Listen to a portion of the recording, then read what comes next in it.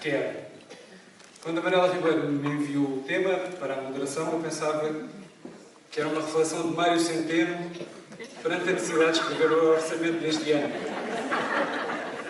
Escrevo o que quero escrever, nunca escrevo o que quero, e a culpa é deles lá de fora. Ora bem, não vou alongar-me mais. Tinha que decidir qual era a ordem pela qual os meus camaradas de mesa iriam falar. Portanto, falei em Mário Centeno, é certinho. É a asfixia democrática. Eu pensei começar do mais bonito para o mais feio, mas depois o Manuel Jorge Marmelo ia ficar zangado comigo. E, portanto, resolvi uma ordem menos arbitrária, que é a ordem alfabética. Portanto, vamos começar pela Inês Pedrosa, que é também a mais bonita e modesta. A Inês trabalhou vários anos como jornalista, dirigiu a Casa Fernando Pessoa, é colunista, é escritora, tem apenas 23 livros publicados, portanto, é uma pessoa que não aprecia a produtividade. Está publicada em vários países, como o Brasil, Espanha, Itália, Alemanha, e lança amanhã, verdade? Amanhã, o seu novíssimo livro de contos chamado Desnorte. Portanto, Inês, escrevo o que quer escrever, nunca escrevo o que quer. Obrigada, Pedro. Obrigada a todos vocês que aqui estão. É sempre uma alegria vir aqui e ver estas correntes verdadeiras. E agradecer também, já como é costume, à Câmara da Póvoa de Varzim, ao Luís Diamantino, à Manuela Ribeiro, ao Francisco Guedes e dar os parabéns à Manuela Ribeiro pela justíssima medalha de mérito que ela recebeu das mãos do Ministro da Cultura. Também uma novidade, vemos aqui o Ministro da Cultura, aliás, foi coisa que não tivemos nos últimos anos e, portanto, é bom tê-lo visto aqui na altura. E é muito justo ver o trabalho reconhecido, que nem sempre acontece, e quando isso acontece é mais que justo, é comovente. Sem perder mais tempo, ao tema proposto, escrevo o que quero escrever, nunca escrevo o que quero. A minha resposta é: escrevo a favor de todos os quereres e contra o medo que nos impede de descobrir o que queremos. O romance e a democracia contemporânea têm uma história comum. Walter Benjamin assinalou a convergência entre o desenvolvimento das sociedades democráticas e esse género literário específico que é o romance. E cito: o romance, cujas origens remontam à antiguidade, precisou de centenas de anos para encontrar na burguesia ascendente os elementos que levariam ao seu florescimento. Acrescentava Benjamin que o universo romanesco estava agora ameaçado pela emergência de uma nova forma de comunicação massiva, a informação. Verificamos, todavia, que a literatura é a arte que melhor resiste à massificação. Exige concentração, isolamento e conhecimento aprofundado dos códigos da linguagem. Essas características que a ameaçam do ponto de vista da expansão e da capacidade de sobrevivência enquanto indústria, e desde o aparecimento do cinema que se decreta regularmente a morte da literatura, são precisamente as que garantem a durabilidade enquanto arte. Na arquitetura romanesca, a erudição e o calão, a língua dos sábios e a dos ignorantes adquirem igual valor. No romance, exerce-se a plena igualdade do direito à voz, independentemente de hierarquias sociais, género, idade ou raça. O romance inclui todas as modalidades da existência humana, do íntimo ao político, e foi revolucionário no modo como demonstrou, a partir do século XIX, que o íntimo é político. O problema de tudo ser político consiste em que, inversa e velozmente, nada é político.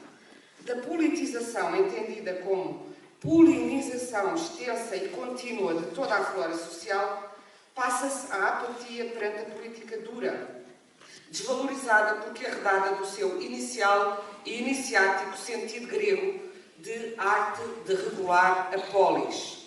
Se todos somos políticos, ninguém pode ser considerado profissional da política, e as últimas décadas de acelerada interpenetração de saberes são as da assumida e reiterada desprofissionalização dos titulares de cargos políticos. Dizer-se de alguém que é um político profissional tornou-se insultuoso. Esta recusa do estatuto de especialista, a qual os próprios políticos são os primeiros instigadores e responsáveis, é paralela à profissionalização e subida de estatuto exaustiva das mais variadas categorias laborais, das profissionais do sexo aos curadores, dos técnicos auxiliares de limpeza aos politólogos.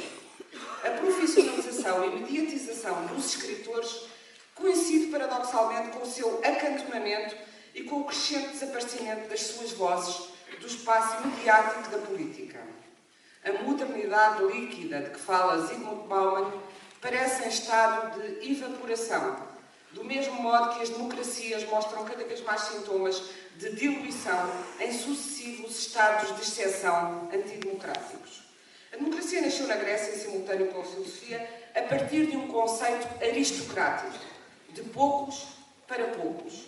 A um governo de senadores corresponderia um pensamento de sábios.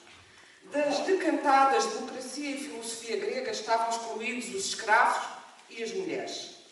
A história do romance moderno, herdeiro e adversário da epopeia, anuncia e antecipa a história da democracia. Na senda de Milan Kundera tomamos o Dom Quixote de Cervantes como marco inaugural desta nova história. Uma história onde os pobres, os ignorantes e os vencidos adquirem presença, voz, dignidade e poder. É curioso observar, por exemplo, como ao longo do vitorianismo dominante no século XIX, que reservava à mulher o lugar de anjo do lar, uma expressão cunhada em meados do século pelo poeta famoso na época Coventry Patmore, surgem centenas de romances protagonizados por mulheres e tendo por título nomes de mulheres, alguns dos quais, como Jane Eyre, de Charlotte Brontë, Madame Bovary, de Gustave Flaubert, Thérèse Raquin, de Émile Zola, Tess of the Ubervilles, de Thomas Hardy, ou Anna Karenina, de Leon Tolstói, vieram integrar o cânon deste género literário. Charles Dickens e Mark Twain trouxeram para a literatura a voz, os sonhos e a miséria concreta das crianças, nesse tempo em que a infância não era protegida nem objeto de direitos.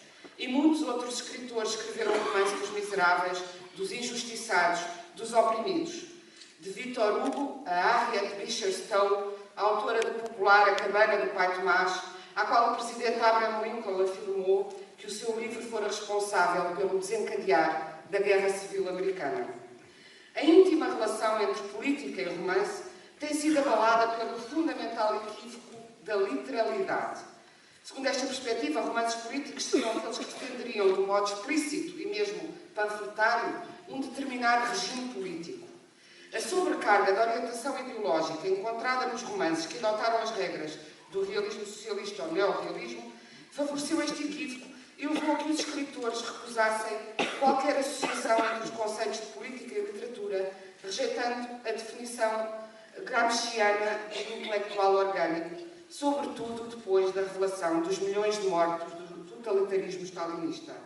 Mas esse isolamento é uma ficção, como acentuou Simone Weil. Não será necessário pensar antes, como Michel Foucault, que a responsabilidade está intrinsecamente ligada à emergência do escritor moderno? Se encararmos a política no seu sentido essencial de arte de transformação do real, a aproximação ao trabalho da narrativa de ficção é imediata. Assim, interessa-me pensar sobre uma política do romance, aproximação que parte da teoria da política da literatura defendida por Jacques Rancière e que consiste no seguinte, passo a citar, e é o Jacques Rancière. A expressão política da literatura implica que a literatura faz política enquanto literatura. Ela supõe que não temos de perguntar se os escritores devem fazer política ou consagrar-se, em vez disso, à pureza da sua arte, mas que essa pureza está em si mesma ligada à política. Ela supõe que há uma ligação essencial entre a política como forma específica da prática coletiva e a literatura como prática definida da arte de escrever. Segundo esta perspectiva, tal como o romance, a política define uma esfera de experiência específica que se reporta a temas de interesse comum sobre os quais há litígio e sujeitos argumentando segundo ângulos diversos. Acrescenta Rancière que o romance é político na própria distribuição que faz dos espaços e dos tempos, do visível e do invisível, da palavra e do barulho, aquilo que chama a partilha do sensível. No romance, a voz de uma dona de casa entediada, a Madame Bovary de Flaubert, por exemplo, tem um peso igual ou maior do que a dos poderosos no mundo. O advento do totalitarismo no século XX, enquanto fenómeno político específico e cirurgicamente cruel, desenvolve inquietantes implicações filosóficas. Adorno perguntou: será possível escrever poesia depois de Auschwitz? Primo Levi, sobrevivente de Auschwitz, e Jorge Semprún, sobrevivente de Buchenwald, explicam-nos, nos seus relatos, que a memória da literatura, clandestinamente evocada e recitada nos campos de morte, ajudou muitos condenados a resistir mais um dia, mais uma semana, mais um mês, na esperança da libertação. Elie Wiesel enunciou o quase paradoxo: calar-nos é proibido, falar é impossível. O romance combate, mesmo ou sobretudo quando não quer assumir, o desenvolvimento da máquina de morte que é o totalitarismo. Hannah Arendt disse que o Estado totalitário não pode ser compreendido como uma ditadura particularmente opressora, mas como um fenómeno novo, surgido no século XX.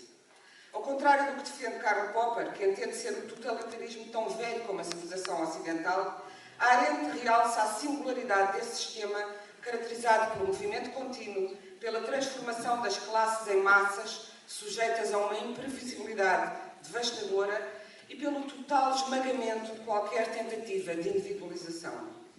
Arendt distinguiu o stalinismo do posterior regime ditatorial da União Soviética, em vigor à data em que escrevia sobre o totalitarismo, em 1966, recordando que, quando Stalin morreu, as gavetas dos escritores e dos artistas estavam vazias. Hoje, em 1966, existe toda uma literatura que circula em forma de manuscrito e toda a forma de pintura moderna é experimentada nos estudos dos pintores e torna-se conhecida, embora não possa ser exibida.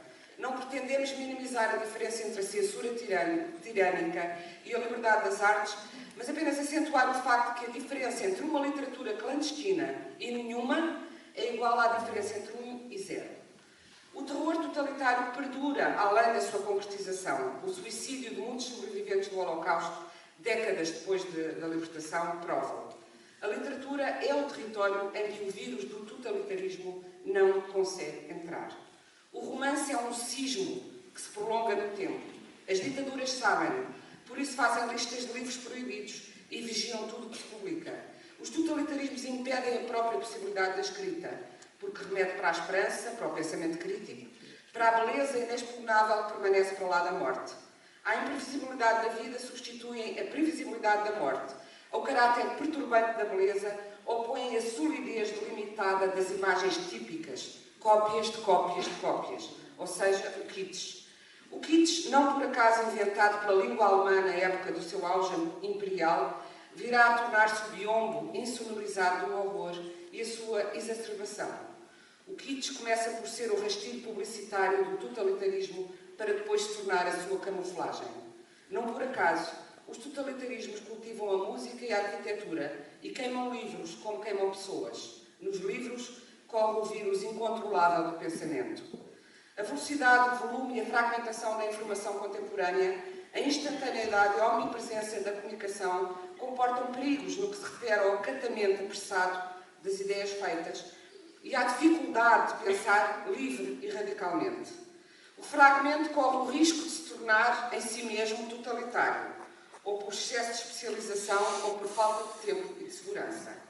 O romance combate também essa força de estilhaçamento, provavelmente tão ameaçadora na sua impotência para futurar, como a máquina de fabricar desertos globais que é o totalitarismo. Assim, importa estarmos atentos e disponíveis para o fluxo, a torrente, o que no descontínuo continua e engendra sentidos. Como a política, a literatura é uma arte agonística. Contrariando a clássica definição da política como arte do possível, Zizek afirma que ela é a arte do impossível, dado que tem como objetivo, e cito, modificar a própria trama que determina a maneira como as coisas funcionam. A ação política, fim de citação, a ação política partilha com o romance a busca ansiosa de um sentido. O romance trava um combate contínuo contra o esquecimento, a ignorância, a dor e os fundamentalismos. Aliando de um modo subversivo meditação e entretenimento, esta arte impura e complexa que não existe sem um parlamento secreto onde coexistem escritores e leitores, tem-se afirmado à revelia dos séculos como um antídoto contra o pensamento hegemónico. À semelhança das democracias, os romances sofrem crises de identidade e representação, deixando-se contagiar por outras linguagens e por dispositivos que podem miná-los, combatendo-os a partir do seu imenso território de disponibilidade. O tema do empenhamento político do escritor parece ter sido enterrado no caixão do totalitarismo. A união entre política e literatura queima, mas se em vez de queimar ela iluminasse? As grandes obras literárias permanecem precisamente pelo seu poder político. É o caso de Os Maias, de Eça de Queiroz, no cânon português, ou de Kafka, no cânon europeu e internacional. Importa lembrar, com Humberto Eco, que a obra literária é uma obra aberta e que a escrita não se completa sem a leitura, nem se esgota numa leitura ainda que especializada. Por mais aparentemente fechado e clássico que seja um romance, existe nele uma inocência radical que o faz começar a escrever-se de novo diante de cada leitor ou de cada tempo de leitura. Sem inocência não se consegue criar. Num tempo em que a política parece ter perdido a sua nobreza ou ter esquecido a sua vocação de arte e de transformação do real, e em que o romance parece ter emigrado para o território infantil da subjetividade irredimível, parece urgente sublinhar que a vocação desta particular forma de arte é a da descoberta de um pensamento verdadeiramente autónomo e insubordinado. Obrigada.